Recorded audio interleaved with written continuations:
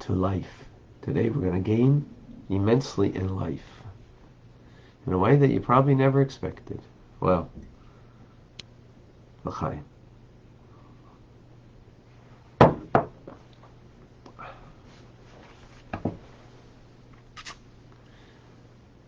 We begin and conclude today chapter 11, or rather, letter number 11.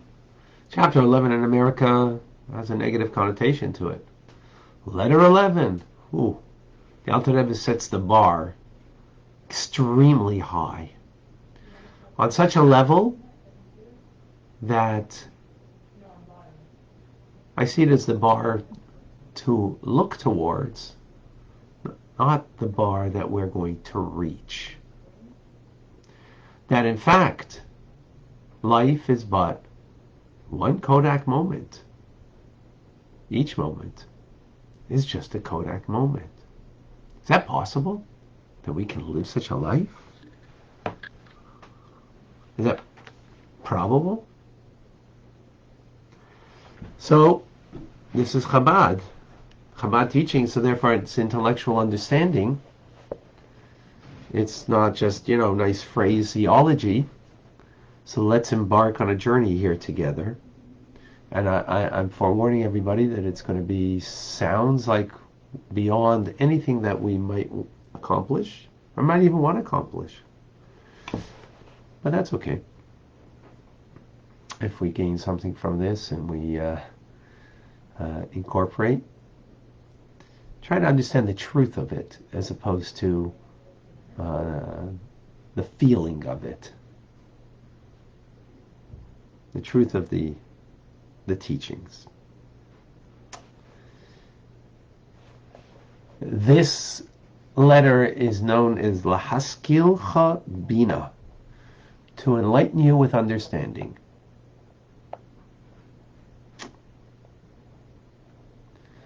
Not by this path will the light of God dwell within you. The path being desiring life of the flesh, life of family life, desiring it, and to sustain yourself, to have things. In other words, the Alter Rebbe is negating here the desire that comes from wanting pleasure. So, life of the flesh is pleasure, family life is pleasure, and having sustenance is of course and livelihood gives us pleasure. Rather, it should result from purposeful need. So what does that mean exactly? Let's and how do we achieve any of this? So our sages say, "V'tal ritzoncha," nullify your will out of deference to His will. So, on a the way the commoner would learn this is set aside your will. Out of deference, because your will and God's will might be not always aligned. So put aside what you want and do what God wants. So Alter Rebbe says he gives a different kind of nuanced approach to it, and that is nullify your will, meaning that you have no will. He's taking it in a very literal manner. Nullify your will, that you have no will whatsoever when it comes to worldly affairs, to, as we mentioned the things before, health, wealth, family stuff, and so on. And that incorporating those things, although they are essential, health is essential, right? Sustenance, that we can sustain ourselves, and maybe not living in a fancy lifestyle, but sustain ourselves, that's essential. Family life, That's essential. Even in those things, nullify your will. In other words, don't do it out of a worldly place, from a pleasure-seeking place. Nullify your will. For the right. Further saying from our sages that the Alter Rebbe is using as a basis for an the springboard that he'll give an understanding on how we can achieve it, any of this, or at least work towards this, is our sages also say, Al korchach atachai, against your will you shall live. So the simple understanding of that is that, well, no one asked you if you wanted to be born. Against your will, you're born. That's a simple understanding. But the Alter Rebbe takes this further. Against your will do you live. In other words, any aspect of living, corporeal living, of life itself, right, is not what you are yearning for. You're yearning for, the good life. You're yearning for that, and the essentials of good life. Not forget about the extras. Just yearning for the essentials of good life. It says no. Against your will, you live. So it's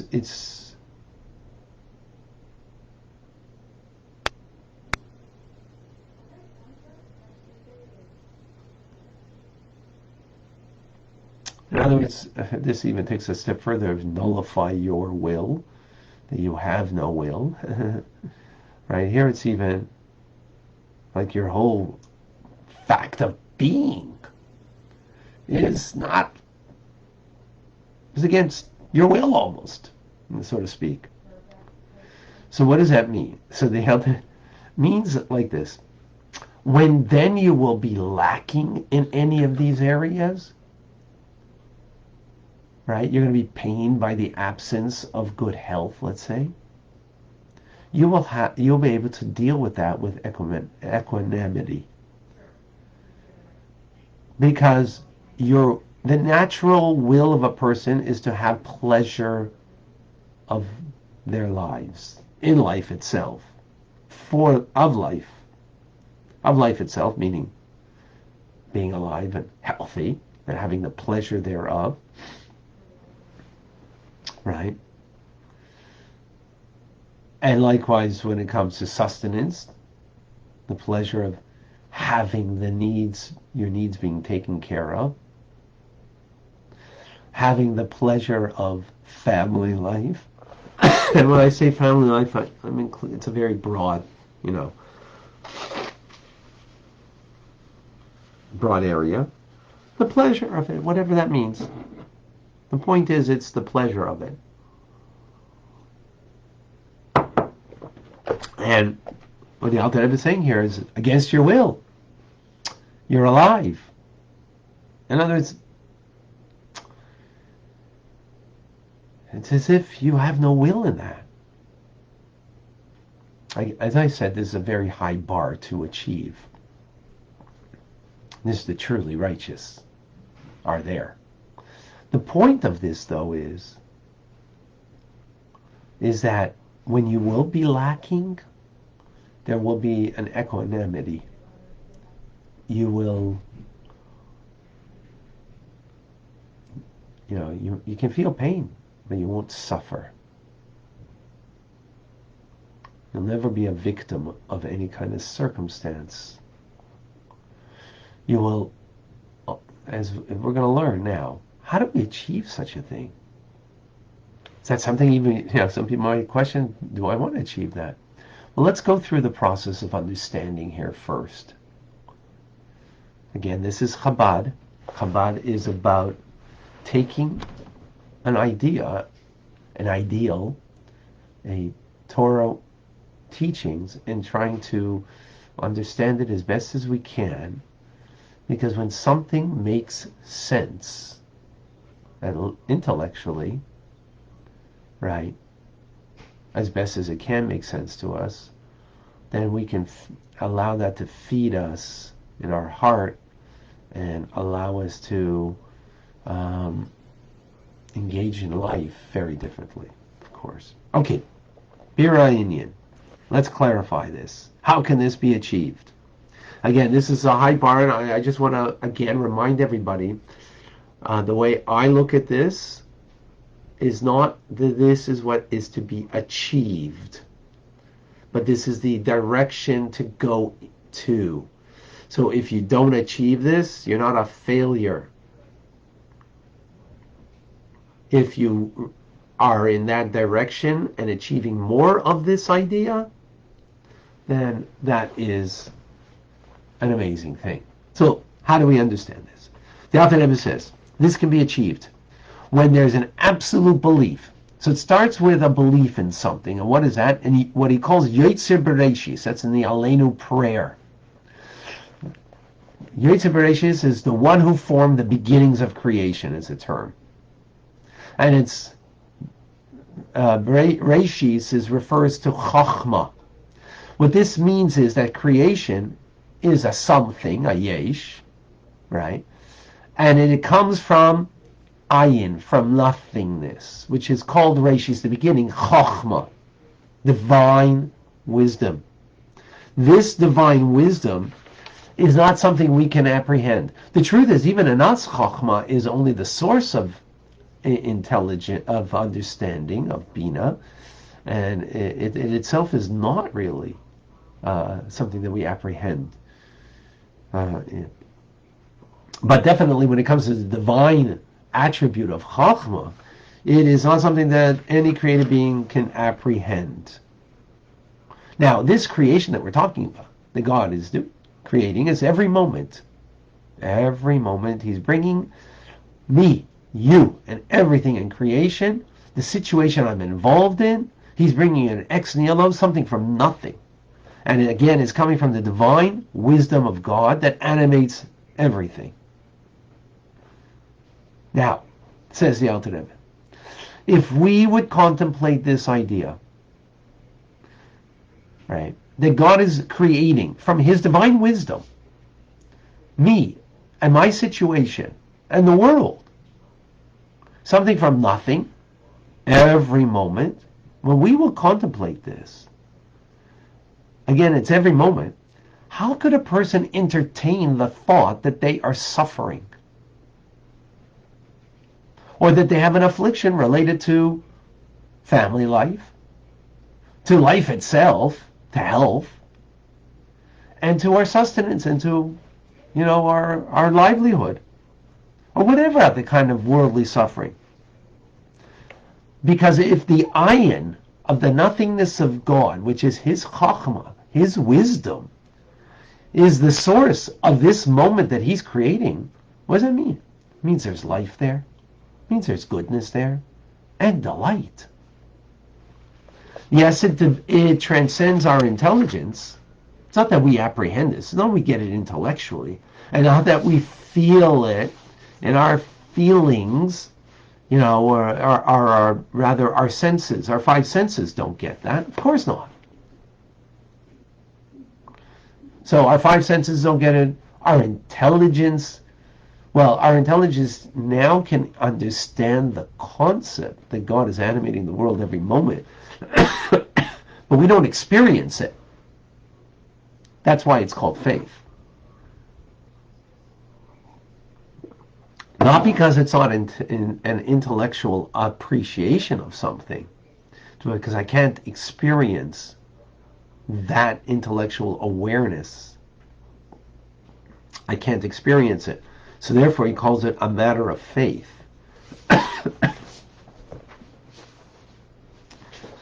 So what does this mean? In truth then, no evil descends from above, and everything is good. We don't apprehend it because the immense and abundant goodness is beyond our capability. Now says the Alter Rebbe, this is the essence of faith that the person was created for. That there is no place void of God. And in the light of the King's countenance, there is life. Not only is there life, there's strength and gladness in his place. So God is here in this moment. So what's it going to bring me? It's going to bring me strength. It's going to be bringing me gladness. Even though I might be challenged in many areas. Because all is only but good. Therefore, says the Alter Rebbe, a person ought to be happy and joyous at every time and every hour, and truly live by his faith in God, who animates him and acts kindly towards him in every moment. Excuse me. Now the Alter Rebbe says some very strong words. But the individual who grieves and laments, they are demonstrating that they're undergoing suffering. They're going through some hardship, meaning they're lacking some goodness. The Alter Rebbe says that this person is like a heretic who denies God's presence in that moment.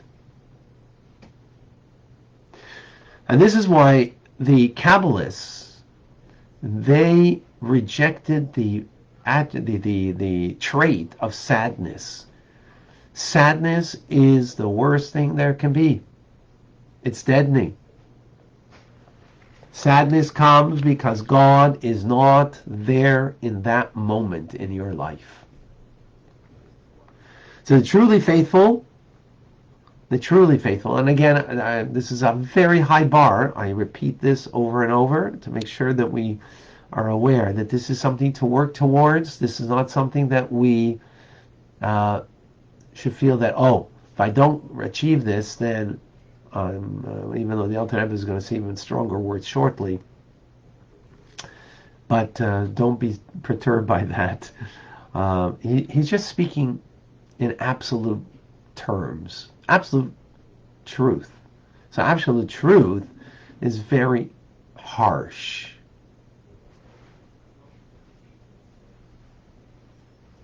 That's why the Alter Rebbe lost a lot of Chassidim, because he taught absolute truth, as opposed to other teachings in Torah teachings are not the absolute core truth. They're a truth of God in different dimensions, but not as this. Let's go further. So the truly faithful will never be perturbed by any suffering at all when it comes to mundane matters, right? In other words, health is a mundane thing. Family, life. Not talking about your spiritual life here. To be perturbed of your spiritual life, the lack of your spiritual life, that's a different story. But perturbed that I didn't get what I want in life, of material things, worldly things, mundane things, that's what we're talking about, right? And even essential things like health itself. But for those that don't have this equanimity, in other words, they're always joyous, God's present in every moment, right? And they don't demonstrate that this is coming from God. The Alter Rebbe says they are showing themselves to become from the Erev Rav, from the mixed multitude. And the mixed multitude, those are the Jews from the Egyptians that came up with the Israelites out of Egypt, that they act for themselves. In other words, self-love. And therefore removes themselves from under the hand, the authority of God, and lives like life of the world, of the way all other nations live, out of self-love, because they desire life of the flesh, of family life and sustenance. Why? Because it's good for them. So now this is, how everybody else in the world lives, right? They do what's good for them because they love themselves. So, health is good for them, so they want the pleasure of having health. Sustenance is good for them, right? Family life is good for them, so that's why they desire it. It's called human. This is what the Alter Rebbe is doing, is trying to bring us to a godly place. Again, a very high place. Now, someone who lives this type of life, says the Alter Rebbe, again, this is in absolute terms, be better that he had not been created. In other words, if all you're seeking is self-directed self-love, better that you wouldn't be created. Ooh. Right? If that's really what you're about. For the main purpose, he says, of man's creation in the world was to test them with trials in physical tribulations, to ascertain what's in their heart. Whether in their heart they will turn to other gods, right, away from God. Meaning, other gods here means passions of the body that evolve from the other side, Sitra Acher. Or will the person desire and wish to live the true life which evolves from the living God? So one must believe that he really lives it, the true life, and that all of his needs and everything related to himself truly evolved in all of their details, not from the negative side, but from God. That everything is directly from him and not from the negative side. And says the Alter Rebbe, and this is a beautiful ending, that accordingly, everything is absolutely good. It's a kodak moment every moment. Except that we don't get it. We don't apprehend that. We don't experience that. We're not, well, I'm sorry, I shouldn't say the word experience, because we could experience. What he's saying is we don't apprehend it, meaning we don't intellectually get that. Fine.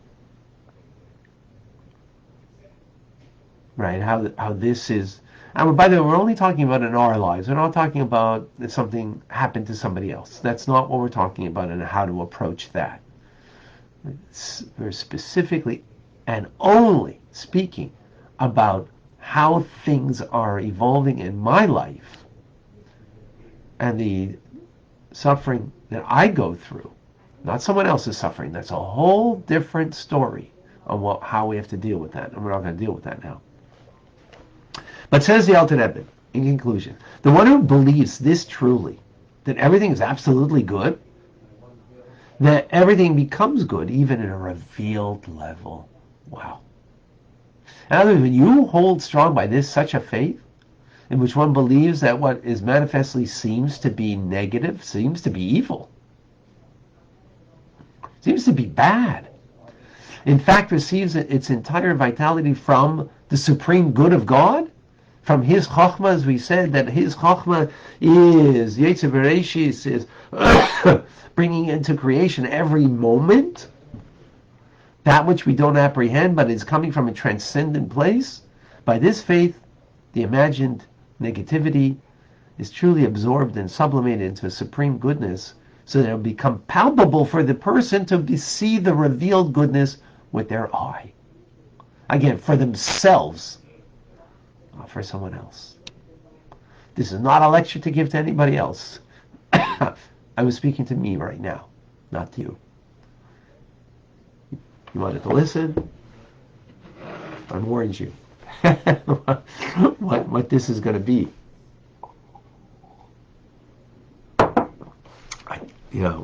So I was talking to myself here. And it's nice for all of you to be part of the ride.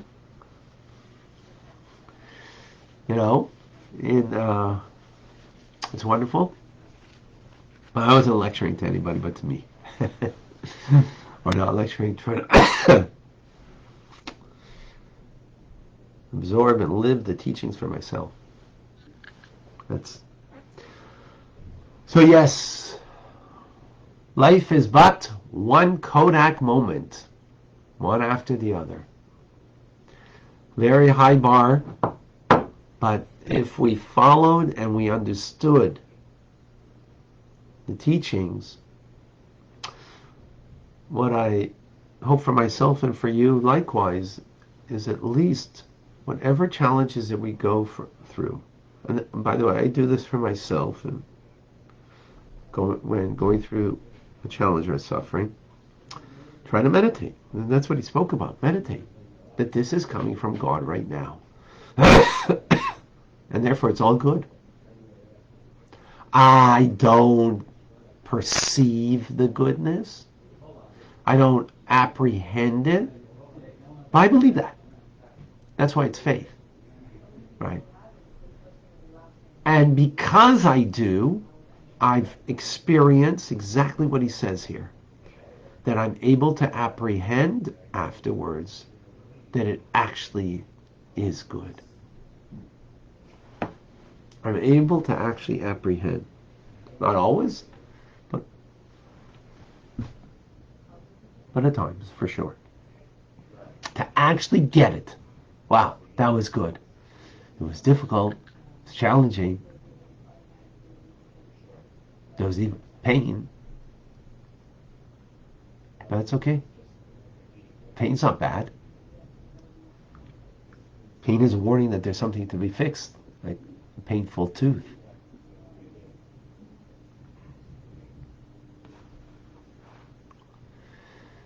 Okay.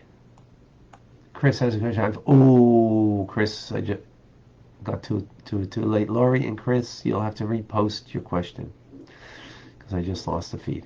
How do we make someone who is contemplating suicide, Chas v'shalom, see this? I don't know how to answer that. That's a good question. You know, this is difficult for someone who's got a head on their shoulders. Someone who's contemplating suicide does not have a head on their shoulders. They have a head on their shoulders that they're not using, obviously. I don't know. I mean, share with them what I've just. I don't know if they're capable to hearing this. Simcha. So even in sadness, we must live in joy, for Hashem is all good. So there's no sadness then. Lori, is divine providence the essence of this? Yeah, I mean, this is a lot more profound than just saying divine providence. Divine providence is like it's not as God is creating this moment. Divine providence doesn't say that. Divine providence is okay, is it meant to be or whatever. God's in control, I'm not in control. This is a little more clear on what you can meditate on. Like, don't meditate on divine providence, because Alter Rebbe didn't bring that. He said meditate. Meditate on what? God's creating this moment. It's all good. That's a little different than divine providence. So it's not exactly the same. John, so it is better to endure what we perceive as pain and discomfort in this world rather than Olam Haba. Well, yeah, again, he didn't speak that way, John. But what you're saying is true, but that's not absolute truth. That's a relative truth. Endure now so you won't get it later. You see, that's why Chabad is absolute truth. That's a truth in Torah. And the Alter Rebbe even spoke about that previously, right? That if whatever suffering you have now, it takes away so much more than later, which was a way to, but this is a much more deeper, profound truth. So it's not that you're wrong in what you said, John, but that's not the message here. Could we also interpret Chava Celeste is asking the worship of other gods as modern issues of self-initial wanting, the next new car, phone, sweater, the biggest house? Yeah. Well, actually, Chava, the Alter Rebbe did say that. But that's already like he's not talking about being obnoxious person, I gotta have whatever, a real self-centered narcissist. I'm not talking about that. I'm talking about essentials in life. Food on the table. That's what he's talking about. Not talking about having the extras that are beyond. He's talking on that level. So yes, it's other gods, but when he says other gods, he means even those things. So what you're saying is true, but he's going to much more fundamental things. God forbid we should all be healthy, but we lose our health. No one, we should all be healthy. We don't have enough to literally sustain ourselves in just essentials of life. I can't make the payment for the electricity for the house. That's what we're talking about. I'm not talking about those extras. That's narcissism. We're talking about not narcissistic people, although the Alter Rebbe is calling them self-directed, and so you're not wrong in what you're saying, Chapa, but I'm sticking to the teachings of what the novelty and how powerful the teachings is, that even on that level. Chris, I've heard it said that we don't actually exist and that we actually reside within God. How true is this? That was this week's Torah portion that I gave on Sunday night. Go to my YouTube. Go to YouTube. Hold on. Maybe I'll do that for you right now. You watch my class.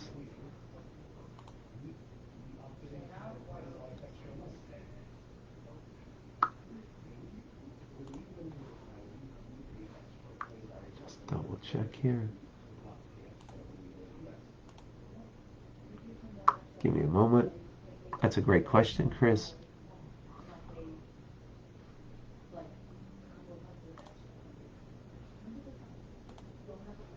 Hold on.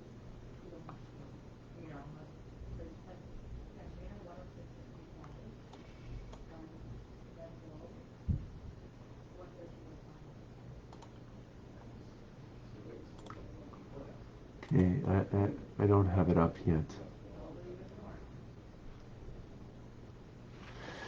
Okay, it'll be up. All right.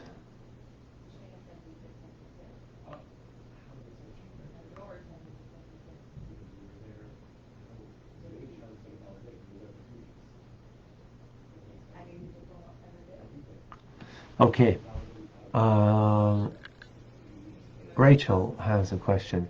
Then we say thank you to our Creator and see the good in all things as a spiritual way of glorifying Hashem. Yeah, we say thank you. We are thankful. Yes. Because we know that it's good. We believe that it's good. Is it difficult? Well, the more you really believe this, the less difficult it becomes. The less you believe it, the more difficult it's going to be. This is an important teachings for everybody. Again, a high bar, and it's not about achieving this. It's about going in this direction and trying to live life in this manner. Oh, Rachel has others. Okay, thank you.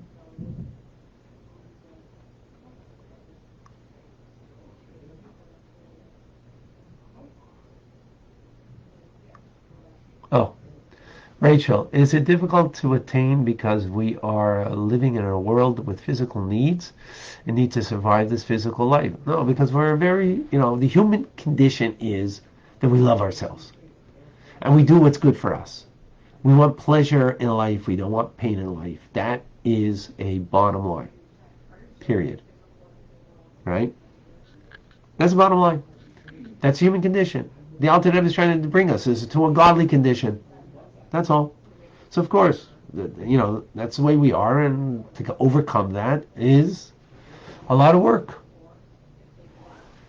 And that's what we are. BITs, Baiting Me in Training. Remember that. Is it then attainable when we come to full awareness of Hashem? Okay, so don't look to attain this. Look towards going in this direction. It's not about attaining. We're not righteous. The tzaddikim, they attain this, by the way. A tzaddik, gomer, a complete righteous person, and beyond that. A Rebbe, by the way, a Rebbe is eons beyond this, what we're teaching here. A Rebbe, eons beyond this. That's why this concept only exists in Jewish teachings. Eons, a Rebbe. But a tzaddik, yeah, that's where they're at. We're not righteous, so don't try to achieve this. Try to work in the direction of this. If you're going to try to achieve it, then you're fooling yourself. And it's a ploy of the Yetzer Hara, of the evil inclination, to get the better of you. Vilma, go ahead. So I'm trying to understand this because I'm reading the levels of the soul, like the deepest soul level. And as I understand it, the Chaya and Yehida level is the depths of this kind of understanding, and like to live by it is to access those levels to my understanding. That's correct, but we have a Yehida in us, but we don't live with it. It's not our reality if we're not living with it. So that's the difference, right? And what you're teaching is about the three other levels, the Naran levels, the three. That's a good question. I don't know. I'm not certain if that's what it means. I'm not certain how to tie that in precisely with that, but. But those are the levels that we can access readily. Yes. Yeah. But what we're talking about here could be based on this too. Yeah, could be. Good question. I'm didn't tie it in with this, so I'm not 100% certain if this is about Chaya Yechida involved in it too. Could be. Good question. Tzarech needs thought. All right, folks. Rambam is coming up. I'm Rabbi Ronnie Fine, coming to you from Chabad Zichron Kadeshim in Montreal, Canada. It's a privilege and a pleasure to share with you the Tanya. Have an amazing Kodak day in every respect. God bless you. Be well. Thank you.